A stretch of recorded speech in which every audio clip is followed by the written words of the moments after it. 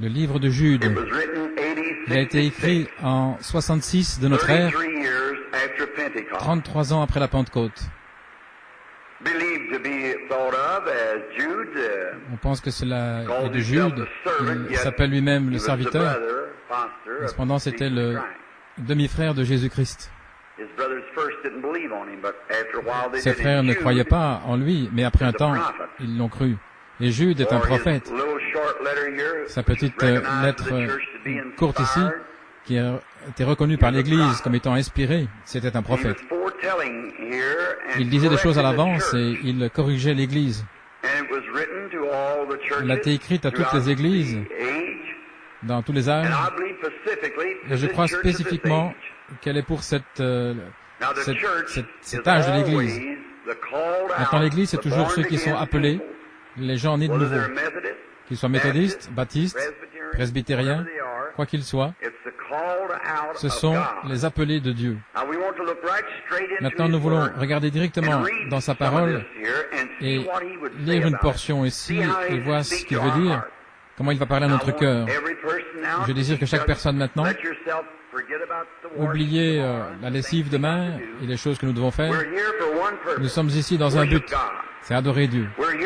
Nous sommes ici pour apprendre quelque chose. Et je suis ici pour apprendre quelque chose. Et je m'attends au Saint-Esprit qu'il m'enseigne quelque chose cet après-midi. M'enseigner comment être un meilleur homme, un meilleur ministre. Et par moi, vous enseigner comment être un meilleur chrétien. Et nous tous ensemble, être une meilleure Église. C'est pour cela que nous sommes ici. Et la parole de Dieu est pour instruction et réprimande, afin que l'homme se tienne debout devant Dieu sans reproche. Si nous suivons bien le plan, nous nous tiendrons debout sans reproche. Maintenant, le livre de Jude, je désire lire quelques versets. Jude, le serviteur de Jésus-Christ et frère de Jacques, à ceux qui sont sanctifiés par Dieu le Père et préservés en Christ et appelés, que la miséricorde vous soit et la paix et l'amour vous soient multipliés. Bien-aimés, j'ai pris toute diligence pour vous écrire au sujet du salut commun. C'était nécessaire pour moi de vous écrire et de vous exhorter à combattre ardemment pour la foi délivrée autrefois aux saints. Car il y a certains hommes qui se glissent de manière subtile, ordonnée à la condamnation. Que cela entre bien, une minute, je vais le relire, qui, depuis longtemps, sont ordonnés à cette condamnation. Vous croyez cela? C'est ce qu'il a dit. Des hommes impies qui tournent la grâce de Dieu en débauche et qui renient le seul Seigneur Jésus, seul Dieu, Seigneur Jésus-Christ. Je vous rappelais, bien que vous le saviez, comment le Seigneur, après avoir sauvé les gens du pays d'Égypte, son peuple, après il les a détruits ceux qui ne croyaient pas, et les anges qui n'ont pas gardé leur premier état, mais qui ont quitté leur habitation, ils sont réservés pour des chaînes éternelles dans les ténèbres jusqu'au grand jugement. Même Sodome et Gomorrhe et les villes aux alentours, de la même manière, qui se sont donnés à la fornication, allant après une chair étrange, et sont là comme exemple de souffrance et de vengeance dans le feu éternel. Maintenant, comme titre, c'est ce qu'on trouve au 3e verset, combattre ardemment pour la foi qui a été autrefois délivrée aux saints. Je veux que vous remarquiez, dans l'adresse de Jude à cette lettre, ceux à qui il s'adresse à des chrétiens. Il ne parle pas maintenant à des incroyants, il parle directement à des chrétiens. Maintenant, remarquez, Jude, le serviteur de Jésus-Christ et frère de Jacques, à ceux qui sont sanctifiés, ce n'est pas au monde, à ceux qui sont sanctifiés en Dieu, le Père, préservés en Jésus-Christ et appelés. Il s'adresse à l'Église et leur dit, ceux qui sont sanctifiés en Dieu, préservés en Christ et appelés. Maintenant, il a dit, vous êtes les gens à qui je parle, afin que vous combattiez ardemment pour la foi qui a été autrefois délivrée aux saints. Ce n'est pas une foi qui a été délivrée, mais la foi qui a été délivrée. Avez-vous remarqué? La foi qui a été autrefois délivrée aux saints. Pas simplement une foi. Les gens disent, c'est contre ma foi. Il n'y a qu'une seule foi. Une seule foi. Un seul Seigneur, un seul Dieu, un seul baptême, une seule foi, une seule doctrine. Maintenant, les gens disent, j'ai une foi, je vais dans mon église. Eh bien, ce n'est pas de ça que Jude parle. Il parle ici aux gens qui doivent combattre pour la foi qui a été autrefois délivrée aux saints. Maintenant, la seule manière de savoir, si nous pouvons découvrir ce qu'est la foi, alors nous pourrons combattre ardemment pour cette foi-là. N'est-ce pas vrai? La foi. La foi qui a été autrefois délivrée aux saints.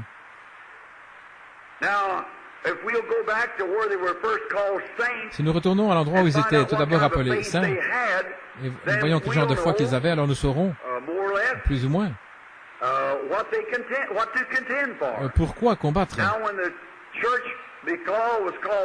Lorsqu'ils étaient appelés des saints, après avoir été sanctifiés, le mot sanctifié, ça veut dire saint, ça veut dire pur, saint, non frelaté, etc. C'était le commencement de l'Église quand elle fut inaugurée le jour de la Pentecôte. Regardons ce qu'ils avaient là-bas, ce que l'Église combattait, ce qu'ils ont perdu. C'était juste 33 ans après le commencement de l'Église. Maintenant, Jude n'allait pas retourner dans l'Ancien Testament sous la loi lévitique. C'est un chrétien. Il parlait de lorsque la première église a été mise en ordre, a été inaugurée le jour de la Pentecôte. Maintenant, nous remarquons quel genre de foi qu'ils avaient. Ils avaient une foi dans un Christ ressuscité vivant. Quelqu'un qui était ressuscité des morts et qui vivait au milieu d'eux, tout comme il était avant de mourir. Il ne combattait pas pour une histoire historique, mais il combattait pour un Christ vivant, le ressuscité, qui était au milieu d'eux. Quand il est ressuscité des morts, il a fait les mêmes choses après être ressuscité par les apôtres, comme il faisait avant de mourir, et même davantage et de plus grande. Encore un peu de temps, a-t-il dit, et le monde ne me verra plus. Cependant, vous me verrez, l'Église, les croyants, car je serai avec vous et même en vous jusqu'à la fin du monde. C'était ce que les apôtres croyaient. Et ils croyaient que ce qu'il était dans la chair, il était aussi et davantage dans l'esprit. Et c'est ce qu'ils enseignaient, c'est ce qu'ils croyaient, et c'est ce qu'ils pratiquaient, et c'est ce que Dieu a confirmé. Et pendant ce temps-là, ces 33 ans de relâche, il y a eu beaucoup de faux frères qui furent suscités et qui ont amené des hérésies, et qui ont amené les gens dans la théologie et des choses comme ça. Et Paul, je pense à lui qui était là, ce petit juif au nez crochu, il était là en prison, enchaîné, des chaînes à ses chevilles, etc. Certains prêchent Christ pour un gain et d'autres cherchent des disciples, commencent à s'organiser, de grandes organisations. Il a dit, je porte les marques sur mon corps. J'étais dans les périls sur la mer, dans les périls parmi les faux frères. Et toutes ces choses différentes, il les a montrées comme étant des marques. C'était sa foi devant Dieu qu'il avait souffert pour la cause pour laquelle Christ était mort. Que Dieu nous aide à avoir ce type de crédit aujourd'hui. Et combattons pour la foi, la véritable foi qui a été autrefois délivrée aux saints. Les saints croyaient dans la mort, l'ensevelissement et la résurrection. Ils croyaient dans le baptême du Saint-Esprit. L'Église primitive le croyait. Croyez-vous cela? Eh bien, alors combattons pour cela. Ils croyaient dans les signes, prodiges, suivant les croyants. Et puis ils ont commencé à déchoir de cela. Jude a dit que les hommes anciens étaient préordonnés à faire cela. Maintenant, Dieu est souverain, bien sûr, il sait. Il ne veut pas que quiconque périsse, mais que tous arrivent à la repentance. Mais afin d'être Dieu, il doit savoir, et il sait, avant que les choses arrivent, qui serait sauvé et qui ne serait pas sauvé. C'est exact. Ainsi, il y a certaines personnes qui ne seront pas, et Dieu savait depuis le commencement, qui ne le seraient pas.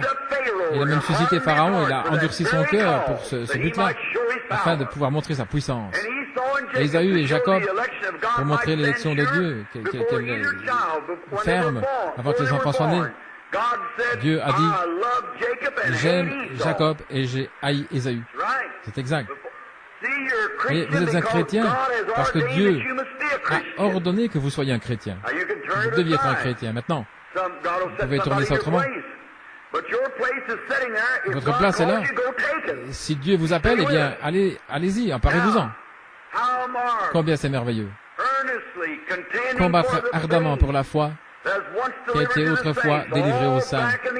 Là, dans ces âges, étant la foi même qu'ils avaient au commencement, est censé être encore aujourd'hui. Un érudit avec lequel je mangeais il n'y a pas longtemps, Stanley Jones, disait, frère Branham, je vois que dans vos réunions, il y a beaucoup de pentecôtistes. Oui, monsieur. Et il a dit, pourquoi? Ce sont ceux qui croient. Et il a dit, eh bien, frère Branham, je pense que la Pentecôte, c'était un échafaudage, que Dieu allait édifier un bâtiment. La Pentecôte, c'est un échafaudage. Il dit, oui, c'est juste, je suis d'accord avec vous. Il a dit, après que le travail d'échafaudage est terminé, nous n'avons plus besoin d'échafaudage. Mais j'ai dit, mais le travail d'échafaudage n'est pas encore terminé. Quand le bâtiment sera terminé, alors Dieu enlèvera. Mais nous avons encore besoin, nous avons besoin de n'importe quelle échelle, de n'importe quelle pierre sur laquelle marcher pour avancer. Nous avons besoin de tout. Jusqu'à ce que cet évangile soit prêché à toutes les langues, les nations, alors Jésus reviendra. Maintenant, nous avons beaucoup de tracts de théologie partout dans le monde, mais l'évangile, ce n'est pas la Bible tout entière. La Bible dit, ce n'est pas complètement ça, il dit que l'évangile n'est pas venu à nous seulement en parole, mais en démonstration et puissance, démonstration du Saint-Esprit. Jésus a dit, allez dans le monde entier, prêcher l'évangile à chaque créature. Il voulait dire, allez dans le monde et démontrer la puissance de Dieu à chaque création, chaque créature. Afin de prêcher l'évangile, afin de pouvoir prêcher l'évangile, vous devez avoir la puissance et la démonstration du Saint-Esprit pour prouver l'évangile. La lettre tue, la parole, la lettre tue, l'esprit donne la vie.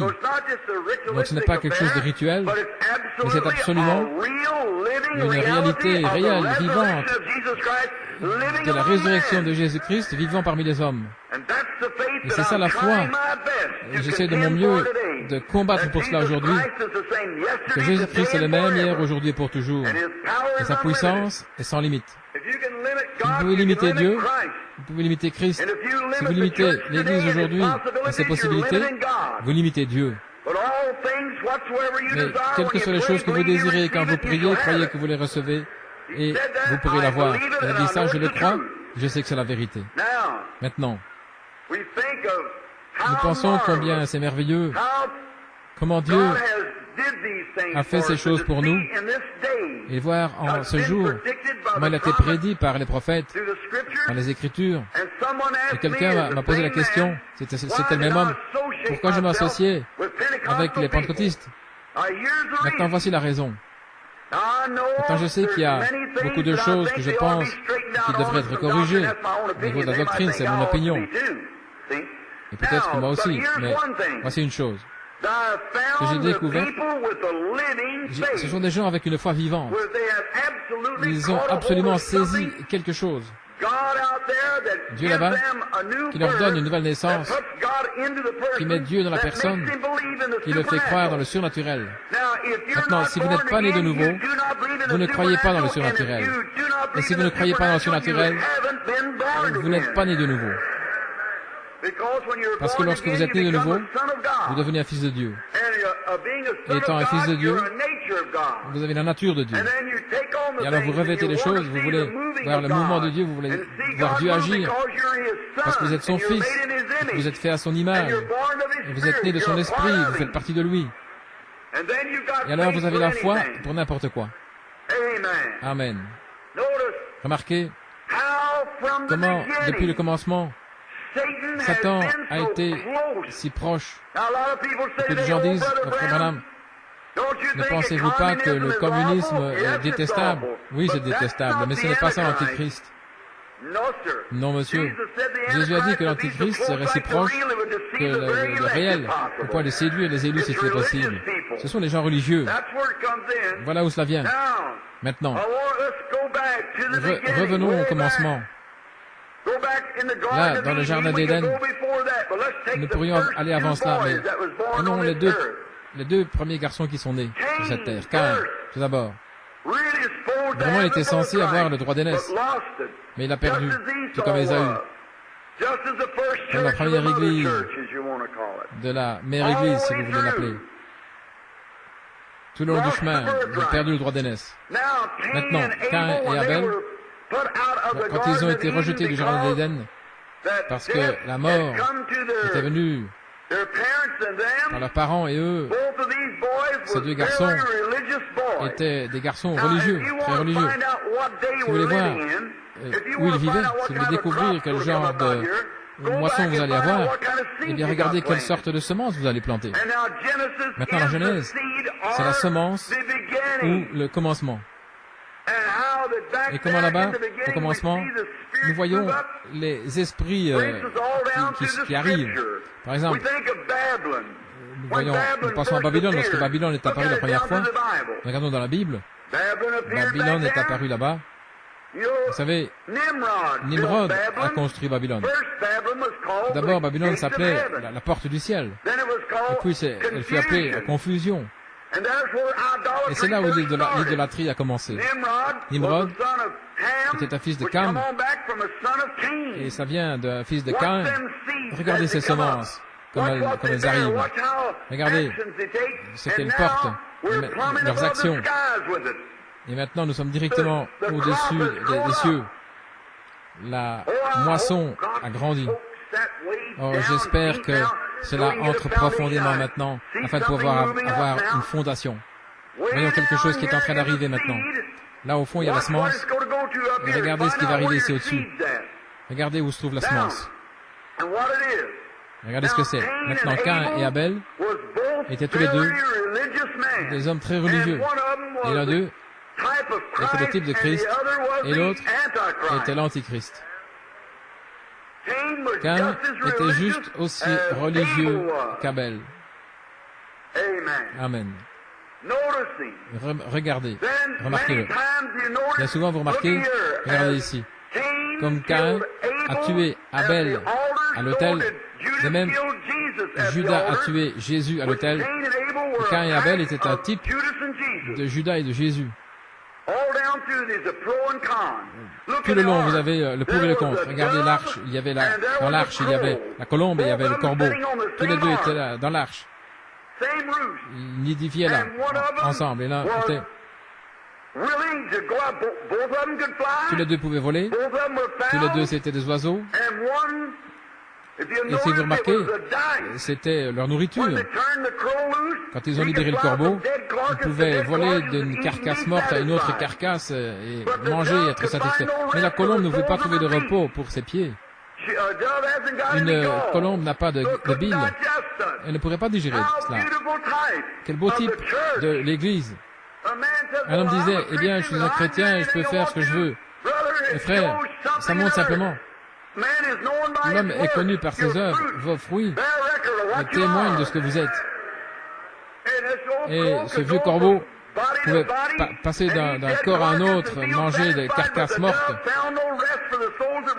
et être satisfait, mais la colombe ne pouvait pas trouver de repos pour la plante de ses pieds. Et elle est retournée à la maison. Et un homme qui est né de nouveau, vous pourriez rétrograder et tomber, mais si vous êtes né de Dieu, vous allez revenir dans l'arche aussi sûr que n'importe quoi. L'Église du Dieu vivant devra avancer vers l'arche. Vous n'avez pas de bile. Dieu a tout pris, a purifié, vous a purifié, a fait de vous une nouvelle créature en Christ Jésus. Regardez le chevaux, ces chevaux, le chevaux gris, le cheval pâle. Voyons jusqu'à Jésus et Judas. Lorsque Jésus est venu sur la scène, Judas est venu sur la scène.